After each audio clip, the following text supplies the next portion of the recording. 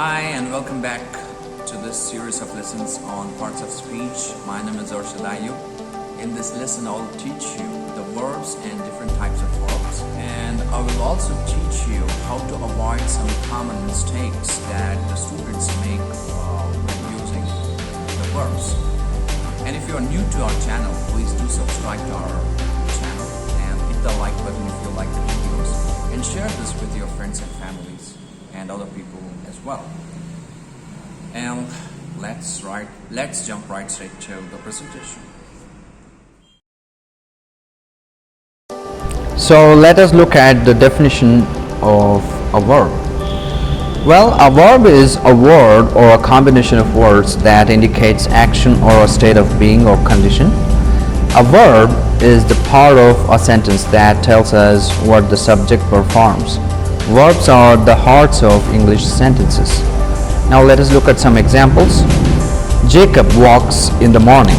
So the word walks is a verb. Mike is going to school. So the word going is a verb. Albert does not like to walk. So the word like is a verb, but a negative action. Anna is a good girl. Here the word is a state of being. It's a state verb. So verbs are related to a lot of other factors like the subject, person, number, tense, mood, voice, etc. Now let us look at some basic forms of verbs. Well, there are 6 basic forms of verbs. These forms are as follows. Base form. For example, children play in the field. The word play is a base form of the verb. Infinitive. Tell them not to play. To play is an infinitive form of the verb. Past tense. They played football yesterday. So the word played is a past tense. Past participle. I have eaten a burger. Well, the word eaten is a past participle form of the verb. Present participle. I saw them playing with him today. So the word playing is a present participle. Gerund. Gerund. Swimming is the best exercise. Well, the word swimming is a gerund here. So if you are confused or if you are not aware what gerunds are, I've made a video on gerunds, and I'm gonna put the link in the description as well, where you can click onto that. It will directly take you to the video. Alright, now let's look at different types of verbs. Base verbs, regular verbs, irregular verbs, transitive verbs, intransitive verbs, finite verbs, nonfinite verbs, linking verbs, auxiliary verbs, modal verbs, reflexive verbs, phrasal verbs, lexical verbs, dilexical verbs, stative verbs, dynamic verbs, intensive verbs, extensive verbs, participle, gerund, infinitive. Now let us look at what the basic verbs are, or base verbs are. The base verb is the form of a verb where it has no ending, that is ing or ed or en added to it.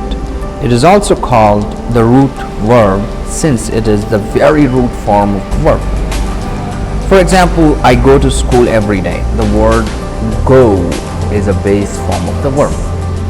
You run a mile every morning. So the word run is a base form. Do you do your homework?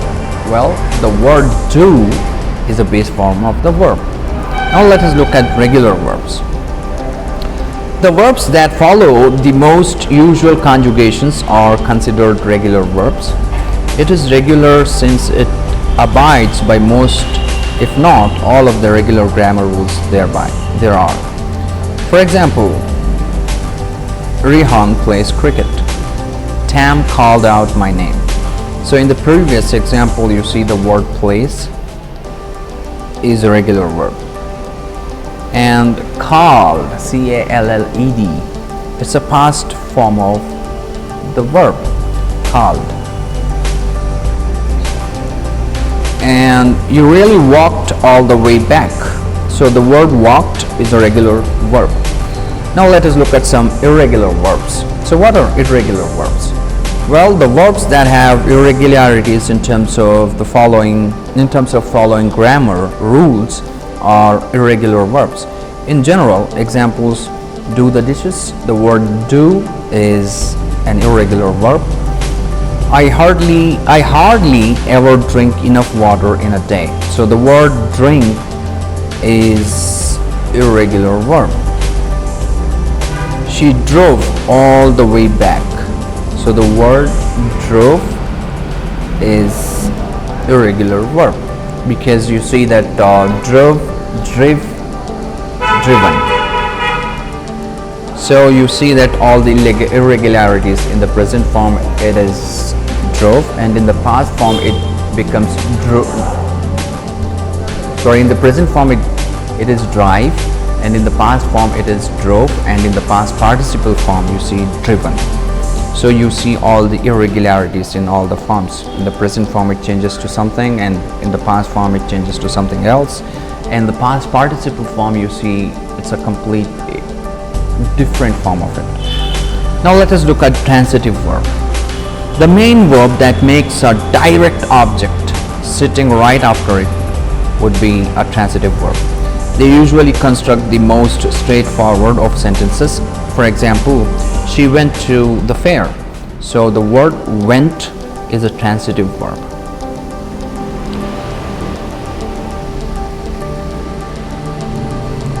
So we do not like being called out loud in crowds. So the word like is a transitive verb. I love visiting my village home. So the word love is a transitive verb. Now let us look at intransitive verb.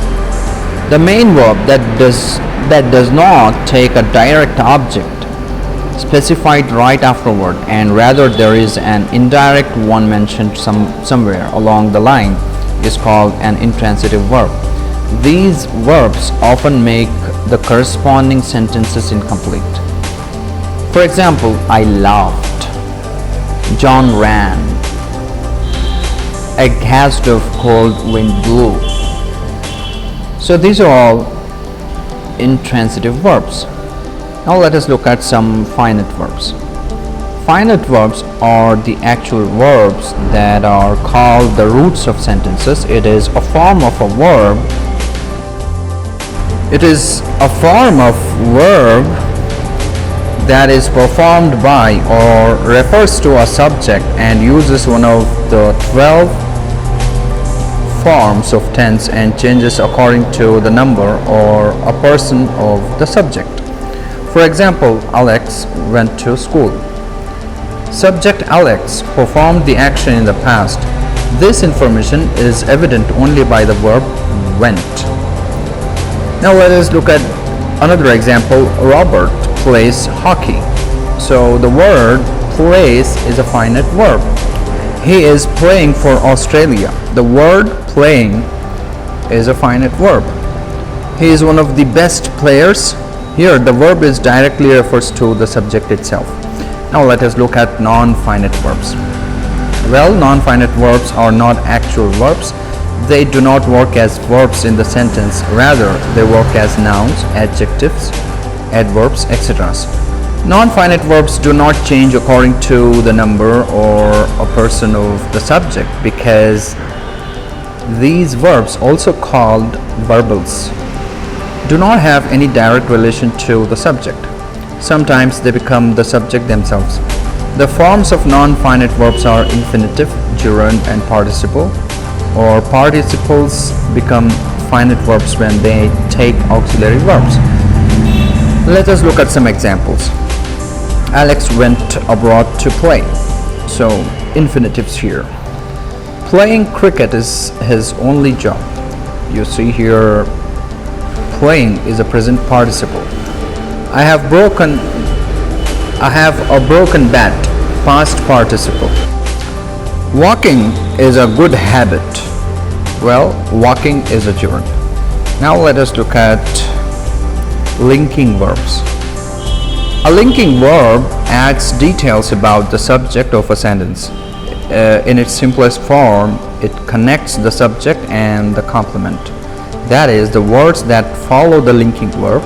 It creates a link between them instead of showing action. Often, what is on each side of a linking verb is equivalent. The complement redefines or restates the subject.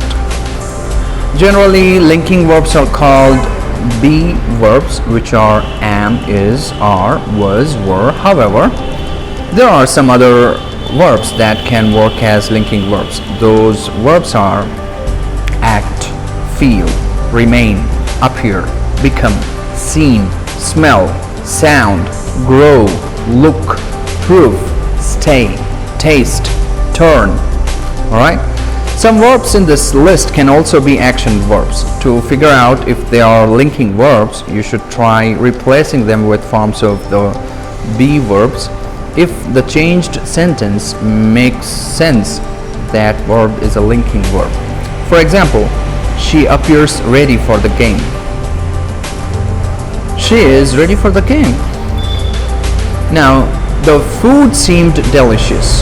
Now, the word seemed is actually a linking verb.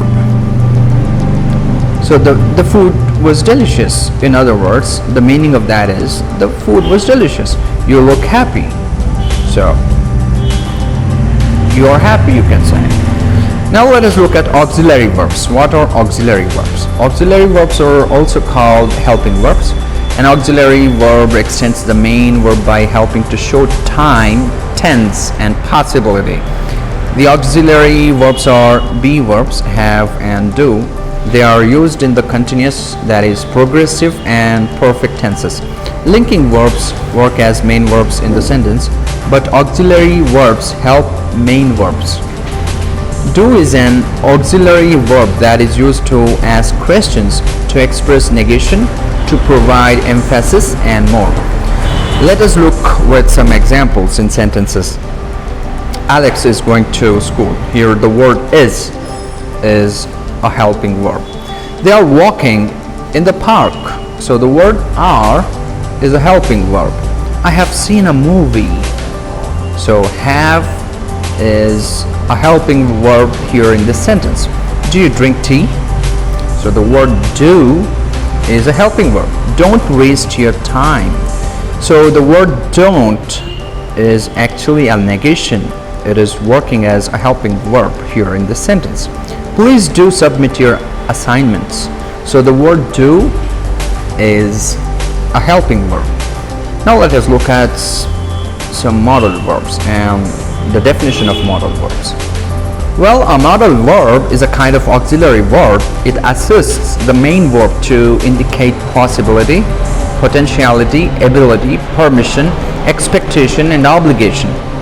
The modal verbs are can, could, must, may, might, ought to, shall, should, will, would, etc. Now let us look at some examples. I may want to talk to you again. So the word may is a modal verb. They must play their best game to win. So the word must is a modal verb. She should call him. So the word should is a modal verb here. I will go there. So the word will is a modal verb. Now let us look at reflexive verb.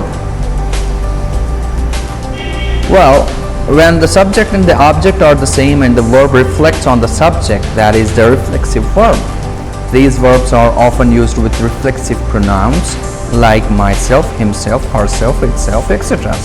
For example, he has done it himself.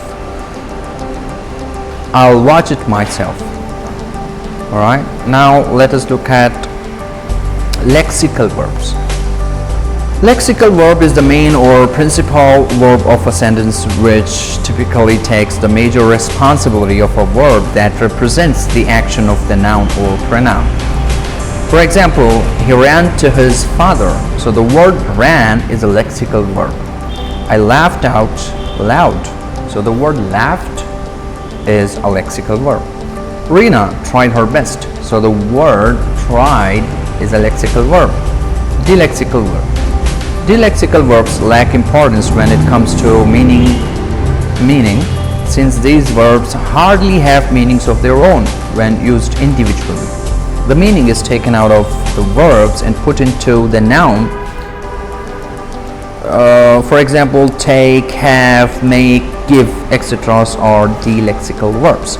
Let's see with some examples in sentences. He took a shower. So the word took is a delexical verb. I had a cold drink. So the word had is a delexical verb. She made some arrangements. So the word made is a delexical verb. Now let us look at stative verb. The verbs that describe the state of being are called stative or being verbs.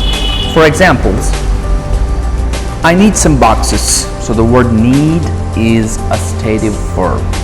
You belong to the pomp and power. So the word belong is a stative word. Stative verb. He smells danger. So the word smells is a stative verb. They remember what happened that day. So the word remember is a stative verb. Now let us look at dynamic verbs. The verbs that entail continuous or progressive action of the subject are called dynamic or infinitive verbs. They express the subject's state of being on the move. Examples: he is running fast. Keep hitting the ball hard. So the word running is a dynamic verb. Keep hitting the ball hard is again, hitting is a dynamic verb. The dog goes for a walk every afternoon. So the word walk is a dynamic verb here in this sentence. Now let us look at intensive verb. The verbs that focus intensely on just the subject are called intensive verbs. Intensive verbs are also called linking or copular verbs. For example, you seem happy. So the word seem is intensive verb. It appears to be just perfect.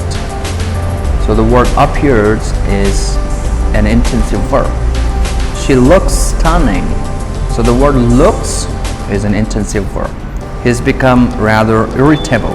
So the word become is an intensive verb here in this sentence. Now let us look at extensive verbs.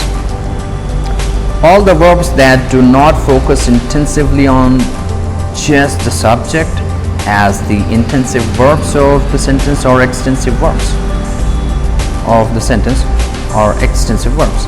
For examples, he loves her. So the word loves is extensive verb. She runs too fast. So the word runs is an extensive verb. Ron sells fish. So the word sells is an extensive verb. Now let us look at gerund. The verbs having ing endings that function like nouns in sentences are called gerunds. In order to know more details about gerunds and infinitives, you can watch my previous video which I have made completely on gerunds and infinitives, and you can understand them clearly there in that video. Now let us look at the examples of gerunds, and I'm gonna put the link as well in the description so that you can watch it without hassling around. Now examples: smoking is injurious to health. So the word smoking is a gerund. Walking is good for health. So the word walking is a gerund. I love swimming. So the word swimming is a gerund. Now let us look at infinitives. The 2+ verb forms where the verbs are at their base or stem forms while they function as nouns, adjectives or adverbs instead of verbs. For example, I wanted to help you out. To help is an infinitive. Are you trying to go there? So the word to go is an infinitive form. I just love to flaunt my new Ferrari. So the word to flaunt is an infinitive form of the verb. Having said this, we have completed the verb session. If you have any questions or doubts regarding verbs, you can let me know in the comment section. I'll answer you there. And I hope you like the video. Please hit the like button if you like the video, and subscribe our channel if you're new to our channel, and share this with your friends, families, and other people. Thank you very much for watching. Have a great day. Take care. Bye for now.